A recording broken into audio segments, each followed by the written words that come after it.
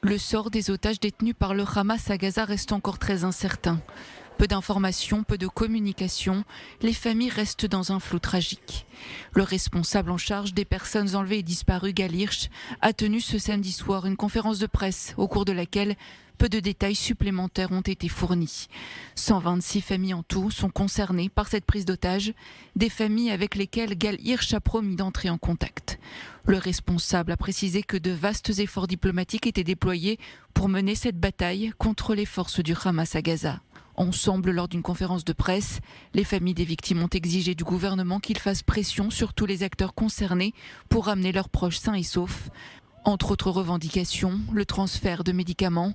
Parmi les captifs, certains sont sous traitement médical et leur vie en dépend.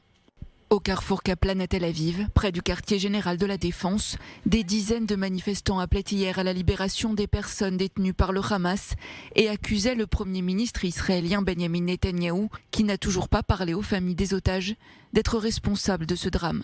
Ce week-end, Joe Biden s'est lui entretenu avec 14 familles d'otages israélo-américains. Des pourparlers avec l'Égypte seraient actuellement en cours pour la libération des détenus étrangers.